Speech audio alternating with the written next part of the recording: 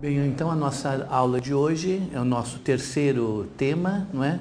Que diz respeito ao progresso e alienação, história e praxis em Marx. Eu sigo a orientação do Berman, as referências que aqui serão dadas serão do manifesto, não é? Manifesto do Partido Comunista, de Marx e Engels, porque é o texto que o Berman aponta como sendo um texto moderno. O progresso é efetivamente fruto da Revolução Burguesa.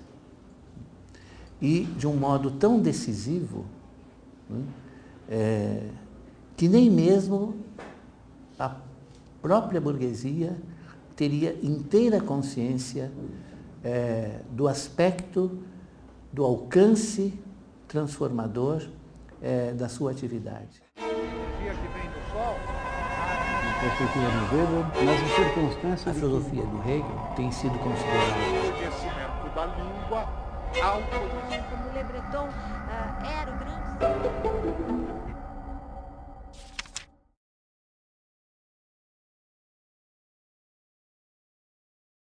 O que significa o progressivo esclarecimento da humanidade, do homem acerca de si mesmo, da sua história, do sentido do indivíduo, da sociedade, da história.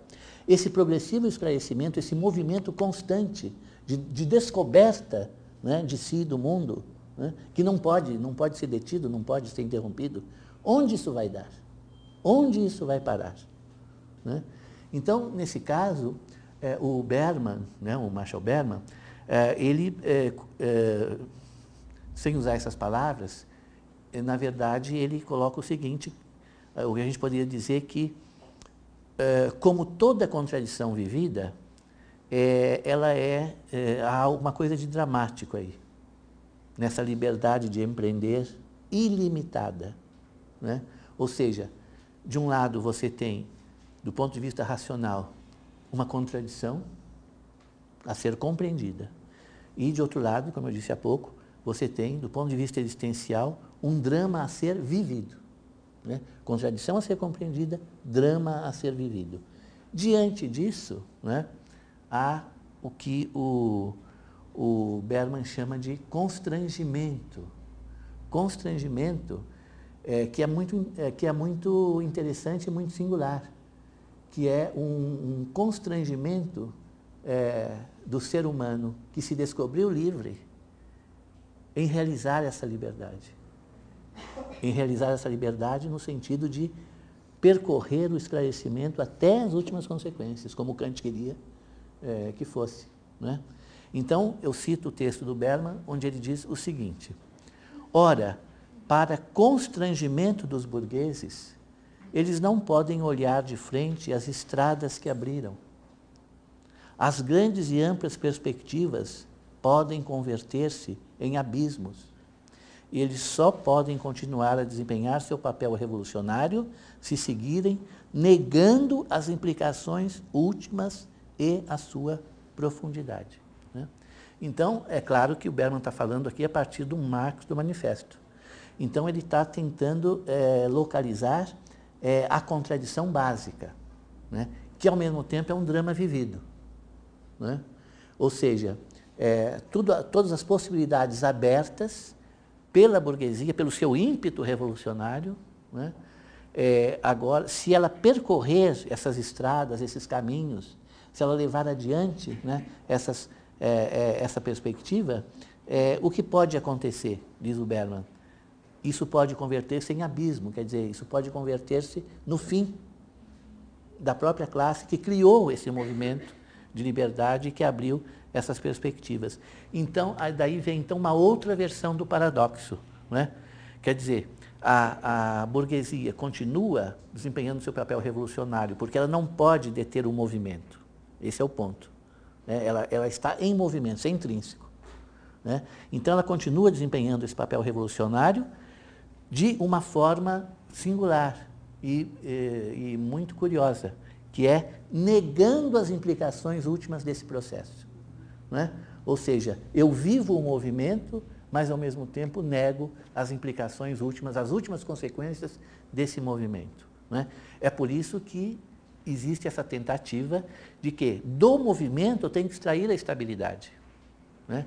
Porque as consequências do movimento pelo movimento dá nessa metáfora que o Berman diz aqui, a classe estará diante de um abismo, ou seja, ela vai caminhar para o desaparecimento, como tudo que veio a existir, caminha para o desaparecimento e para o nascimento de outra coisa. Então, diante disto, ela é constrangida a negar as consequências do movimento que ela mesma assumiu, ou seja, negar a liberdade que ela assumiu e praticamente inventou ao revolucionar as estruturas arcaicas e colocar, né, a liberdade, o indivíduo, os direitos, né, na linha de frente da atuação histórica, né? E por isso, então, que, negando as implicações últimas e a profundidade das consequências, né, eu, então, tento fazer convergir o movimento incessante e a estabilidade, quer dizer, a revolução e a conservação, a inovação e a conservação, né? Por isso que seria preciso observar, né, o mundo em que nós vivemos, né, e apreender qual é o sentido da inovação, né? Porque nós vivemos num mundo em que talvez não se passe um dia sem que haja algo de novo, do ponto de vista tecnológico e de outro ponto de vista também, né, que nos é oferecido para que nós incorporemos isso à nossa vida. Qual o sentido dessas inovações? Que são permanentes, né? Talvez a realização desse paradoxo, através da inovação, permanecer, né? Através da mudança, permanecer, né? É isso que os italianos chamam de rotina da inovação. Você tem uma inovação constante, ao mesmo tempo isso torna-se rotina. Quando se torna rotina, é instrumento de conservação e não de mudança, não é? Então, num certo sentido, o que há de dramático nisso tudo, né, pelo menos se isso fosse encarado de frente pelos agentes históricos, é que, de alguma maneira, a burguesia tem que se manter aquém de si mesma, né? Ou seja, se ela for sempre, constantemente e profundamente ela mesma, ou seja, se ela der à história, se ela permitir que a história tenha o ritmo inerente à liberdade de empreender, que é dela, que é da burguesia, então as consequências talvez não sejam as melhores para a conservação, a manutenção do poder e a permanência, né, das estruturas burguesas. Então, a burguesia tem que se manter aquém de si mesma, numa tentativa de fazer com que o curso da história não leve o movimento inerente à mentalidade burguesa à superação da própria burguesia, né? Então, o drama consiste em que, se eu me comprometo com o meu próprio movimento, de forma consequente e profunda, eu terminarei por encontrar o meu próprio fim, porque o movimento é um movimento de destruição, é o trânsito para a morte, para o deperecimento, né? Por isso, a burguesia necessita, enquanto classe revolucionária, né, negar a si mesma o caráter de classe revolucionária. Então, isso é que explica aquela contradição que nós colocamos logo no princípio, né? A burguesia é classe revolucionária, mas não pode ser classe revolucionária, né? E se nós pensamos, então, naquilo que se costuma chamar de trajetória ascendente, né? O imperativo ético-político da burguesia, que se dava na forma dos ideais a serem conquistados, era este: a burguesia deve ser classe revolucionária, né? Agora, no momento em que se conquistou o poder, o imperativo, aquilo que se torna o imperativo ético-político, é a manutenção do poder. E, portanto, entra em contradição com o caráter revolucionário, porque não se pode manter-se no poder em revolução permanente, né? Ou parece que não, né? Então, por isso que Hegel viu muito bem que a história tem, afinal de contas, que se realizar na dimensão do absoluto, né? Para que justamente essa tensão e esse movimento, que é um movimento destrutivo, ele possa mostrar que, afinal de contas, a finalidade dele é construtiva. Toda essa destruição foi para construir o absoluto, foi para que se chegasse ao absoluto. E uma vez colocado o absoluto, você colocou, então, a realização da ideia, a realização da ideia de história, da ideia de humanidade, da ideia de verdade, da ideia de bem, de belo, de tudo, né? Tudo isso está posto, então, e realizado. E, portanto, justifica-se, né, a trajetória sangrenta, né, pelo resultado que foi obtido. Agora, na medida em que você retira esse caráter que o Marx entendia como sendo idealista, né, do absoluto no horizonte final, né, então é preciso que a classe burguesa se mantenha dentro desse movimento duplo, né? Afirmar-se como uma classe que é revolucionária, mas ao mesmo tempo como uma classe que já não pode mais ser, né? E, portanto, de alguma forma, a experiência histórica, né, no seu mais alto teor, que é a realização da liberdade, né, tem que se transformar na negação da história e na negação da liberdade. Ou seja, é como se fosse preciso que a burguesia ocultasse o vir a ser, ocultasse o devir histórico, ocultasse o próprio ser histórico do homem, que na verdade é a marca característica. Foi aquilo que ela trouxe, de novo, né, para o mundo. Agora, como eu posso, ao mesmo tempo, negar o movimento, negar o vir a ser, negar essa progressão histórica e manter a essência do capitalismo, que é o empreendedorismo, né? Como é que eu posso empreender se, no limite, empreender é empreender revoluções?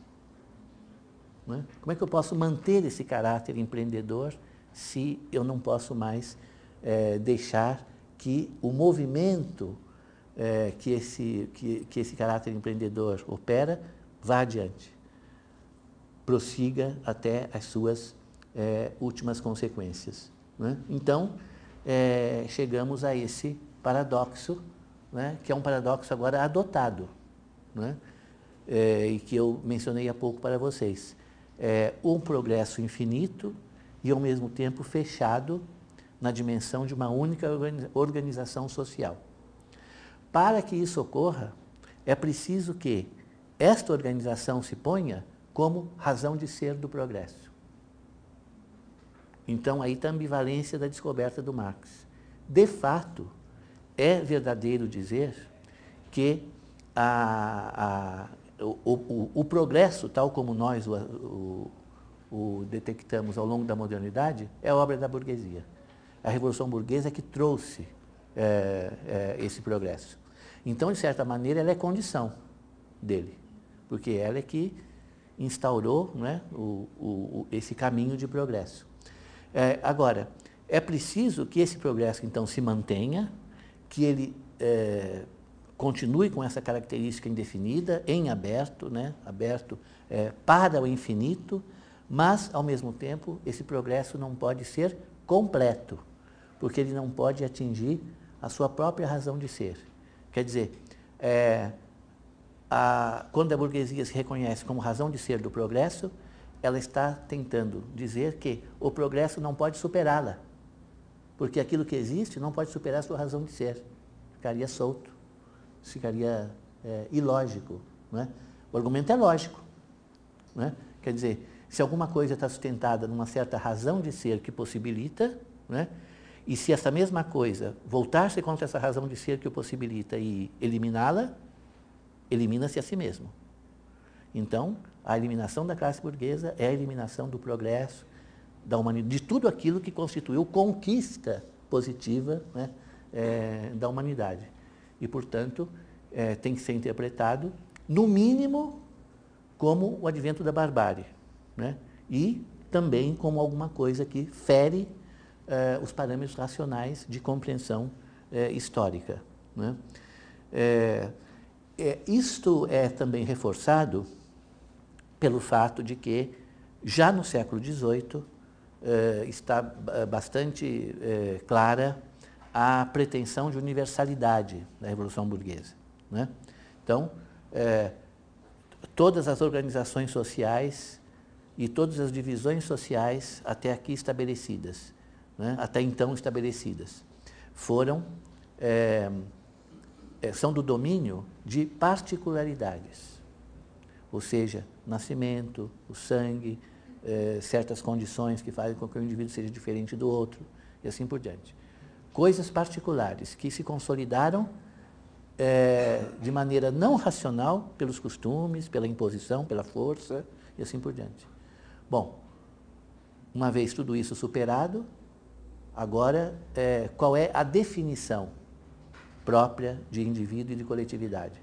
Uma definição em que o indivíduo aparece vinculado ao universal. Né? Então, a grande contribuição da Revolução Burguesa teria sido essa. Né? As diferenças particulares desaparecem, no lugar delas surge, então, o universal.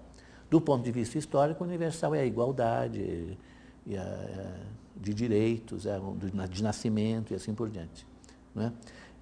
Então, se a burguesia se vê a si mesma como a realização desse universal, né, ela precisa supor que qualquer que seja o desenvolvimento histórico, não se poderá produzir uma diferença que se defina como oposição. O oposto do universal é o particular. Então, se você quer algo diferente da ordem burguesa, então vamos voltar ao feudalismo. Vamos voltar ao antigo regime, porque lá você tem o quê? Você tem a particularidade imperando. Né? Os indivíduos se definem pelas particularidades e não pelo universal. Mas uma vez que isso foi superado, você chegou ao universal, você não vai mais voltar a isso. Então, o que é que se opõe ao universal? Nada. Então, dentro do universal, você tem as diferenças que realizam e dão conta do progresso. Mas nada poderá se opor à universalidade realizada. Né? Esse também é o intuito do Hegel. Né? Chegar ao absoluto é chegar a algo totalmente realizado. Você não tem... não pode ter dois absolutos, é absurdo. Né? Então, quando você chega ao absoluto, você chega à realização máxima de todas as pretensões. Né? Do ponto de vista racional, do ponto de vista da experiência. E, portanto, é assim também que o universal se define. Né? O oposto do universal é o particular, mas já foi superado. Quer dizer, houve uma revolução que instaurou o universal. Então, você não tem mais como retornar a ele. Né? Agora, pode haver uma revolução a partir do universal e que tire do universal o lugar que ele ocupa? Do ponto de vista lógico, isso é impensável. Né? Então, é preciso que a burguesia se instale como universal realizado, né? E como absoluto. Então, porque aí nós temos a seguinte tese que aparece como bastante plausível. Né? Se você imagina para o universal e para o absoluto um futuro, só pode ser o desdobramento de si. Né? Que futuro pode ter o absoluto e o universal? O que ele vai se tornar, seja universal e absoluto?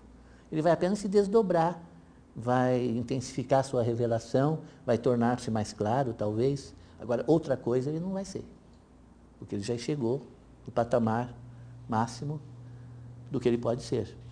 né? Então, esse desdobramento, essa revelação, esse autorreconhecimento do universal e do absoluto, né, é que justificam, justificam também a ideia do fim da história, né, a partir dessas considerações. Então, o que o Berman assinala é que a primeira lição de Marx é que você não pode compreender a burguesia sem exaltar a burguesia. Porque a grande revolução foi realizada pela burguesia. A liberação da vida ativa, que até então estava adormecida, estava em torpor. Isso é realização da burguesia. Mas imediatamente surge e se segue, né, esse diagnóstico de que a burguesia já não pode se reconhecer nessa atividade e na perpétua atualização de si mesma. Porque, do ponto de vista dialético, há um momento em que a atualização de si mesmo vai dar no outro, vai resultar no outro. Né? Ou seja, não se pode manter o ritmo de uma história transformadora. Então é preciso racionalizar o movimento. E racionalizar aqui tem tanto o sentido de dar a ele uma lógica, quanto também justificá-lo no sentido da racionalização, termo freudiano, né? Como o sujeito racionaliza o que ocorre com ele, né? Então, é preciso racionalizar o movimento permanente numa ordem em que o progresso relativo coincide com um certo ideal conservador, né? E em que o futuro, na verdade, vem a ser o desdobramento do presente, como consequência dessas considerações que fizemos sobre o universal e o absoluto, né? Então, voltamos àquilo que no começo eu chamei de façanha, né? Que é a estratégia montada em torno disso. A façanha, por quê? Porque consiste em reunir movimento e imobilidade, como se fossem convergentes, né? Então, essa façanha é conseguida na interpretação que o Berman faz do texto do manifesto, graças à limitação dos objetivos do progresso. Há progresso, sim, mas ele tem um sentido. E ele tem algo a realizar principalmente. E, muitas vezes, se o progresso não for entendido dessa maneira, eu estou tendo dele uma compreensão desviante. Então, o progresso é indefinido, o progresso é infinito, mas há algo a realizar-se através dele. Eu tenho que entender. Eu tenho que entender. Porque se eu não entender bem o que é que o progresso tem que realizar, eu vou ter um entendimento equivocado do progresso. Então, o que acontece para que o progresso vá numa certa direção, não se detenha, mas também se realize numa direção e dentro de certos parâmetros consequentes com essa postura ideológica, é preciso que haja uma certa limitação dos objetivos do progresso, quer dizer, é preciso que haja uma certa limitação das potencialidades humanas que foram liberadas pela burguesia. Por isso que o Berman disse, a burguesia está constrangida a não realizar inteiramente aquilo que ela ambicionou e o horizonte que ela abriu, ela está condenada a não chegar até ele, né? Então, isso acontece de que maneira? E aqui o Berman é bastante, digamos assim, anticonvencional e anti-ortodoxo na interpretação do Marx. Que ele diz o seguinte, a burguesia é a burguesia que considera o homem como basicamente um animal econômico. E, portanto, o objetivo do progresso, da organização social, da sociedade, da civilização e a experiência fundamental da humanidade e tudo aquilo que o ser humano é, por dentro e por fora, pode ser definido numa única palavra, capital.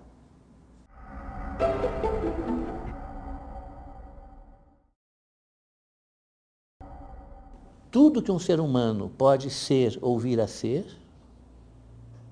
ele será através de um modo de vida, não de um instrumento, de um modo de vida definido como capital. E é por isso que ele diz, seja por dentro, naquilo que se chama espírito, seja por fora, no seu comportamento, é capital. Né? Se ele odeia, se ele ama, se ele tem afeto, tudo que ele faz, tudo que ele pretende, tudo que ele ambiciona, é definido assim, capital. Porque não é apenas um acidente da civilização ao que veio se acrescentar. Foi todo um modo de vida que se constituiu. Né? E daí a diferença que também o capitalismo e, portanto, a modernidade capitalista oferece em relação àquilo que se viu no passado. Né? Porque nunca, provavelmente, se verificou o modo de vida definido dessa maneira. E definido através de um certo interesse em manter esse parâmetro e esse foco, né? Que faz com que o potencial liberado pela Revolução Burguesa deixe de ser revolucionário, passe a ser a manutenção de um modo de vida instituído como universal, que é, né, o modo de vida do capital. Né? Então, a gente poderia dizer que aquilo que o Max Weber captou como ética do capitalismo, né, poderia ser enunciado assim, nesses termos que lembram um pouco, que são um pouco religiosos. Né? Não há salvação fora do capitalismo. Né? Então, nesse sentido, é um espírito, como o Weber mesmo viu muito bem, isso é um espírito, não é alguma coisa que se resolva na pura e simples funcionalidade material. O capitalismo tem um espírito. Né? Então, o Berman também procura mostrar que essa fixação no modo de vida, né, do capital é consequência, digamos assim, daquilo que, do ponto de vista de Nietzsche e de outros filósofos, nós entendemos como sendo o niilismo moderno. Né? Quer dizer, qual é o resultado da morte de Deus? Qual é o resultado dessa posição nihilista, né, que caracteriza, né, a cultura moderna? Né? Não é o ceticismo, não é o abandono de todas as crenças, mas é a edificação de um modo de vida através de um certo parâmetro que triunfou ao longo da modernidade e para nós isso é mais importante ainda do que para o século XIX, começo do século XX, né? Que triunfou e que se coloca como irreversível e insuperável. Né? Então a gente lembra do livro do Fukuyama. Né? É o fim da história. É irreversível e é insuperável. As provas históricas foram dadas pela falência das outras tentativas. Né? Então, isso você está aí diante de um modo de vida. Quer dizer, nem sequer mais você pode pensar numa solução alternativa. Né? Então, isso aqui faz com que o pensamento, a teoria, a prática, tudo isso se converta naquilo que os filósofos, até o início da era medieval, chamavam de modo de vida. O que se diz é o seguinte, para os filósofos até o início da filosofia medieval, a filosofia não era um exercício teórico, era um modo de vida, porque o seu sentido era principalmente ético. Né? E, no caso do capitalismo, isso se repete, talvez, nós diríamos, né, com uma dignidade menor do que para os epicuristas ou para os estoicos, mas, enfim, repete-se nesse sentido. Né? Foi edificado um modo de vida, não apenas uma concepção teórica do mundo, não apenas uma normatividade prática, mas um modo de vida, no qual o indivíduo está comprometido por inteiro. Né? Desde o seu comportamento externo até o mais íntimo dos seus afetos, né? Então, o Bergman aproveita isso para dizer o seguinte: a análise que o Marx faz é uma análise da totalidade. O Marx não faz economia política, ou não faz só isso. Ele faz uma análise que abrange todos os aspectos da vida humana e detecta uma situação, né? Agora, é claro que, ao detectar essa situação, ao fazer esse diagnóstico, não é, o Marx tem em vista a superação. Porque a superação, de algum modo, ela já está incluída naquilo que a burguesia inventou. Porque a burguesia inventou a liberdade no sentido moderno, inventou o movimento, inventou a inovação, a transformação, a historicidade, o devir. Isso não, e ela não pode resistir a isso mesmo que ela inventou. Então ela vai ser superada por isso mesmo que ela inventou, e através das consequências da organização social que ela montou, que é a organização do proletariado, né? Então, Marx diz: todas essas invenções e grandes descobertas da burguesia servem à burguesia e servem ao proletariado, né? Então, servem à burguesia para se manter, servem ao proletariado para se organizar, no sentido de assumir o seu papel, não é? Então, nesse sentido, o capitalismo aponta para o fim de si mesmo. Tem uma frase do Bergman que ele diz o seguinte: a formidável energia liberada pelo advento da burguesia teve que ser canalizada para que o capitalismo não entrasse em combustão pelo calor incandescente da sua própria energia. Então teve que ser canalizada e contido. Mas não é possível. Quer dizer, a história tem uma dimensão objetiva, né, em que essa contenção da energia liberada pelo capitalismo, ela não vai dar certo. É que isso vai extravasar e vai resultar, né, naquilo que o Marx esperava, não é? A superação do capitalismo como modo de vida. E o Bergman assinala muitos textos em que o Marx, no manifesto, refuta as acusações que fazem ao comunismo em termos de modo de vida. Porque o manifesto é um manifesto, ele não pode entrar em detalhes técnicos, mas ele tem que refutar certas acusações que ele sabe que são feitas constantemente ao comunismo. E a maioria delas, é interessante isso, o Bergman chama atenção para isso, diz respeito ao modo de vida. Então o Marx responde ponto por ponto, né, dizendo que qual é o significado da propriedade, o que significa ser proprietário, né, o que significa família, que é uma das acusações especiais, essa família será dissolvida, tal, a sociedade é mais que a família. Então, Marx diz: o que significa família, qual é o significado da família burguesa, qual é o papel do homem e da mulher na união burguesa, né?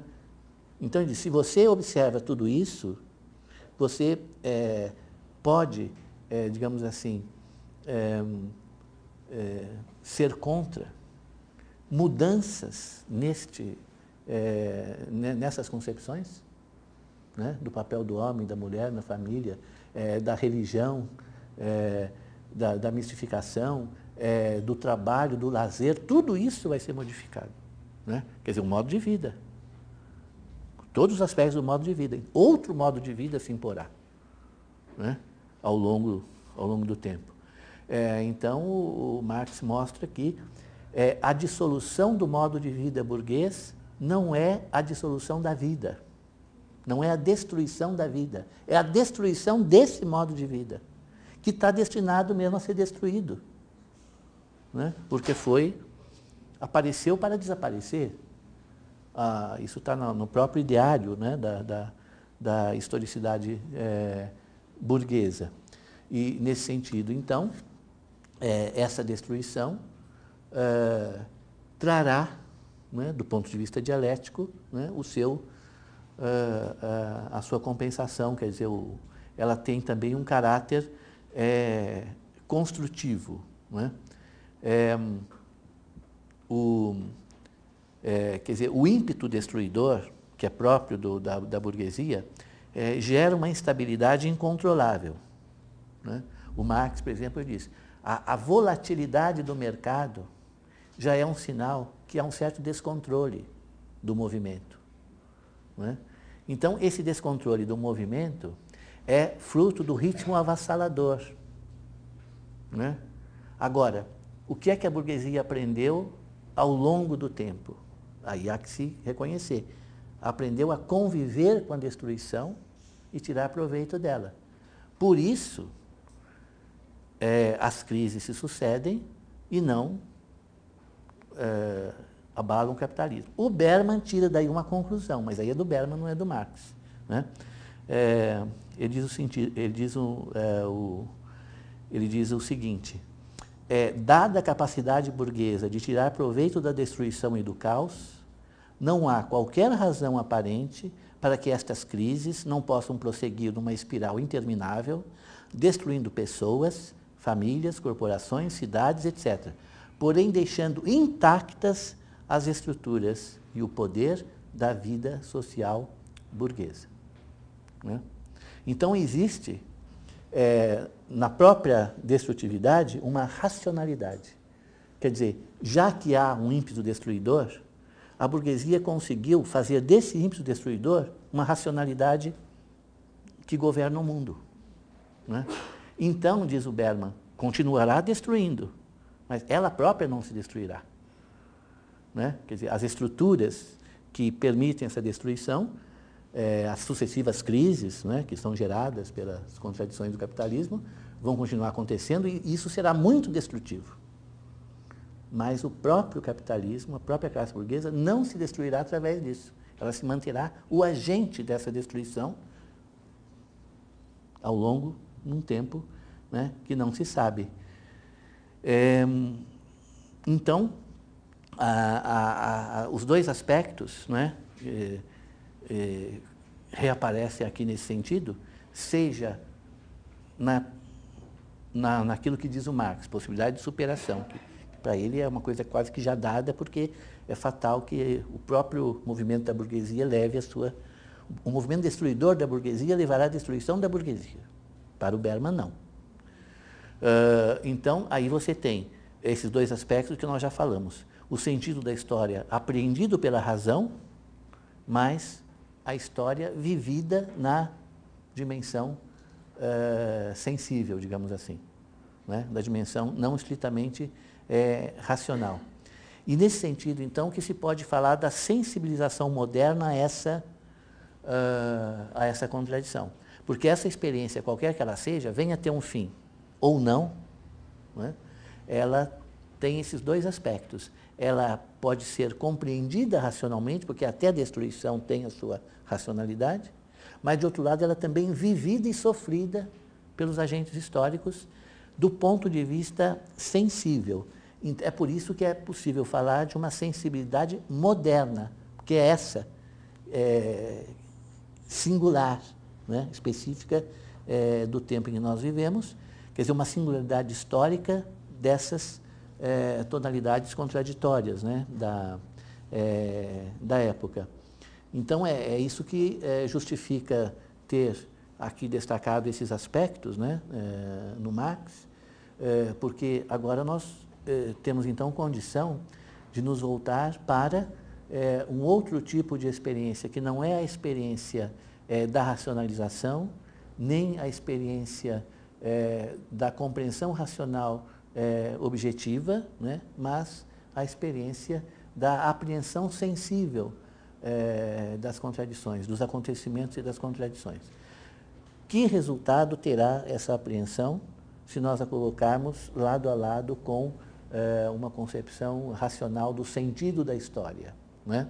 Quer dizer, qual o sentido que pode aflorar do contato sensível, né, com essa realidade, e não apenas da mediação das categorias racionais para, né, para compreendê-la. Então, destaquei esses aspectos Porque agora, então, o que nós passaremos a ver nas próximas aulas será essa outra face, né, da experiência moderna, que é a face da sensibilização a essa contradição, né? Que, na verdade, o que o Marx quis mostrar, e o Berman também, é que da atividade exercida em nome da expansão do capital, surge a passividade e a alienação, né? Quer dizer, porque a pergunta que se pode fazer é essa: se a burguesia essa atividade, esse movimento incessante, né, em que o sujeito parece tomar as rédeas de tudo e conduzir tudo na mais febril, né, excitação, né, como é que, dentro desse quadro, você pode falar em alienação, quer dizer, em passividade, em aceitação, em deixar-se levar, né, porque a contradição é essa, né? Quer dizer, o sujeito constrói a sua própria sujeição.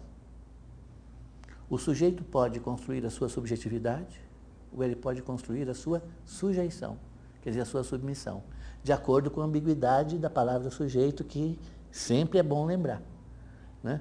Sujeito de e sujeito a, né? O Foucault nunca deixa de, todos os textos dele, né, de mostrar que tem essa ambiguidade, que na modernidade prevalece a dimensão positiva.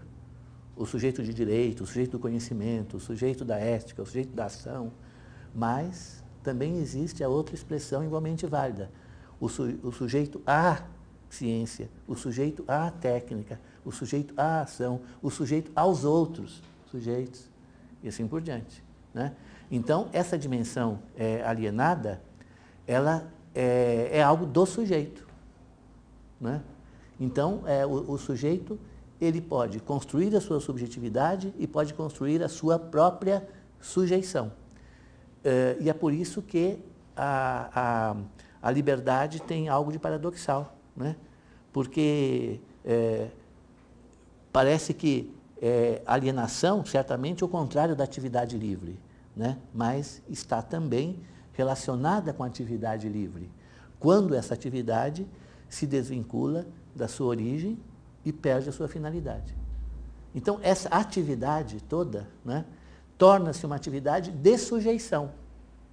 O sujeito ativamente se sujeita, em vez de pôr-se como sujeito. Essa é a diferença entre construir a subjetividade e construir a sujeição, né? Algo que o Sartre, por exemplo, na sua interpretação do marxismo, né, acentua muito, né? A alienação não é apenas fruto das condições objetivas, porque as condições objetivas são inseparáveis da interferência do sujeito, quer dizer, do subjetivo. Então, a alienação é fruto das condições objetivas e daquilo que o sujeito faz no sentido da maneira como ele lida com essas condições objetivas. Então, o sujeito, tal como Kant dizia, da tutela, né, o sujeito é responsável, né, pela sua própria alienação. Ele constrói essa alienação, né, dentro de condições que naturalmente favorecem, né, esse estado de coisas. Então, uma sensibilidade aguçada, né, vai perceber as tonalidades, as contradições, né, dessa situação e vai tentar expressar isso. Então, nós destacamos nesses 3 autores que foram examinados aqui esses temas, né, com a intenção de reencontrá-los, então, no Baudelaire, desse outro ponto de vista, que é, né, a assim chamada sensibilidade moderna.